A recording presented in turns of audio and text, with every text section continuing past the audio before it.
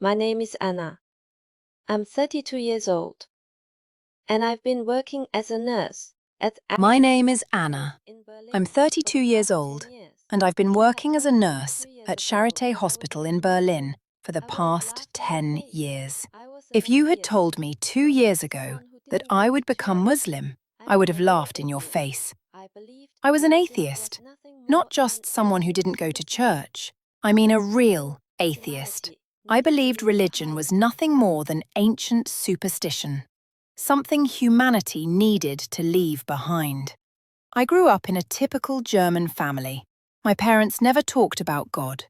We celebrated Christmas, but only for the presents and the food. When I studied nursing at university, I learned about science, about the human body, about medicine. Everything had a logical explanation. There was no room for faith in my world. And honestly, I was proud of that. I thought I was smarter than religious people. But everything changed on October 15th, 2023. That was the day I met Ahmed. It was a Tuesday morning. I had just started my shift in the cardiac unit when Dr. Muller called me into his office. He looked serious. He told me we had a new patient, a 55-year-old Syrian man named Ahmed Hassan. He needed emergency open-heart surgery. His condition was critical. The doctors gave him only a 40% chance of survival. I remember thinking, another difficult case. I had seen so many patients die over the years. You learn to protect your heart, to not get too attached. It's the only way to survive in this job. When I entered Ahmed's room to prepare him for surgery, I expected to see fear, panic, maybe tears. That's what I always saw before dangerous operations.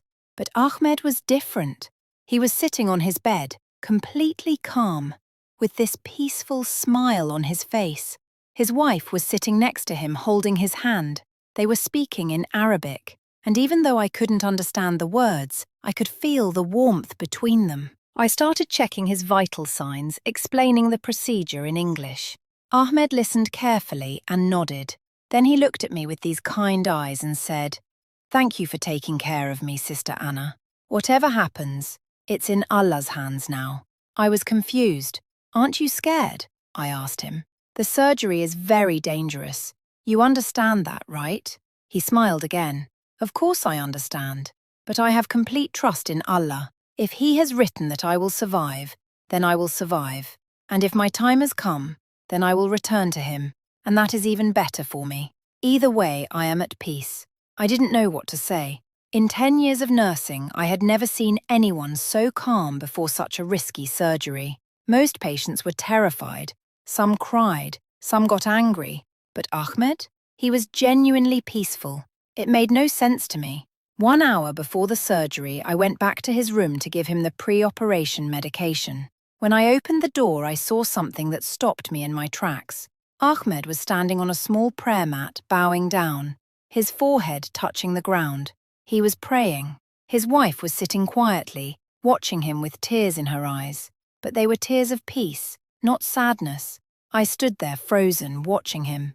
He prayed for maybe 5 minutes, then sat down and raised his hands, speaking softly in Arabic. When he finished, he looked up and saw me standing there. He wasn't embarrassed at all. He just smiled and said, "Sorry, I needed to talk to my Creator before the surgery." "What were you saying?" I asked him. I don't know why I asked. I never asked patients about their prayers before. Ahmed's face lit up. I was thanking Allah for my life, for my wife, for my children.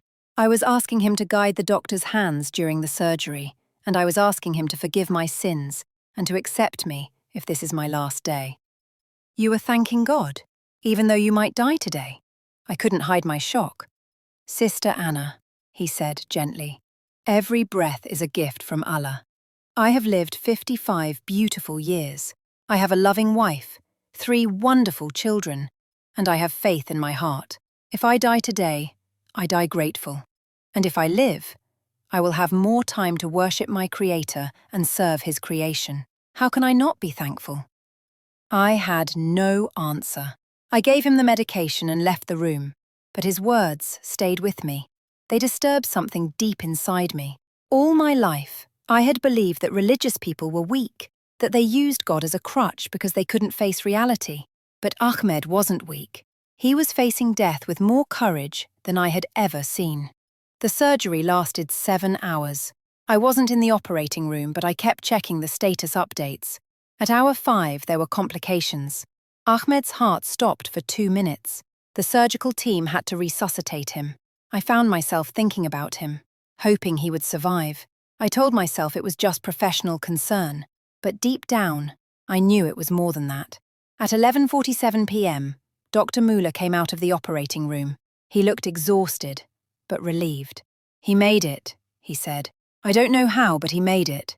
His heart is stronger than we thought." I felt this wave of relief wash over me. I went home that night, but I couldn't sleep. I kept thinking about Ahmed's face, his calmness, his words. Whatever happens, it's in Allah's hands. How could someone have such complete trust in something I couldn't even see? 1 week later, Ahmed was recovering well. Much faster than expected, actually. When I went to check on him during my rounds, he was sitting up in bed, reading a book. His wife was there, and when she saw me, she smiled warmly and offered me some homemade baklava she had brought. "Sister Anna," Ahmed said when he saw me, "the angel who took care of me. Please, sit down for a moment." I sat down and we started talking. Not about medical things this time. Ahmed asked me about my life, my family, my dreams. He was genuinely interested. Then, I don't know what came over me, but I asked him the question that had been burning in my mind for a week. "Ahmed, can you tell me about your religion, about Islam? I want to understand how you can be so peaceful about everything." His eyes filled with tears of joy. "Sister Anna, you have no idea how happy this question makes me. I have been praying for you since the surgery, asking Allah to guide you." "You've been praying for me? Why?" "Because I saw something in your eyes that day. Curiosity. A searching soul. And I believe Allah brought you into my room for a reason." For the next hour, Ahmed told me about Islam. He explained that Islam means submission to God and peace.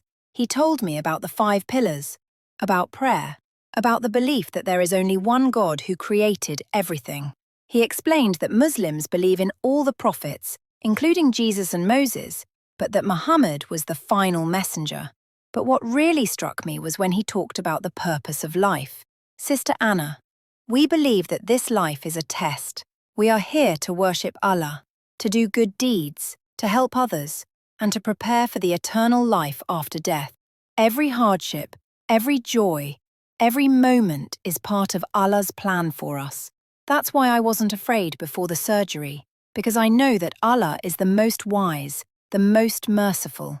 He knows what's best for me, even when I don't understand it." When I left his room that day, Ahmed gave me something. It was a German translation of the Quran. "Please, just read it with an open heart," he said. "Don't read it to criticize or to prove anything. Just read it and see what you feel." I took the book home. For 3 days it sat on my coffee table. I would walk past it, look at it, but I was afraid to open it. Afraid of what? I didn't even know. Maybe I was afraid it would make sense. Maybe I was afraid my whole world view would collapse. On the 4th day I opened it. I started reading Surah Al-Fatiha, the opening chapter. Then I read Surah Al-Baqarah. I couldn't stop. The words were so powerful, so clear, so different from anything I had ever read. It spoke about the creation of the universe, about human nature, about justice, about mercy, about life and death. One verse hit me like a lightning bolt. It was in Surah Al-Baqarah, verse 156, who, when disaster strikes them, say,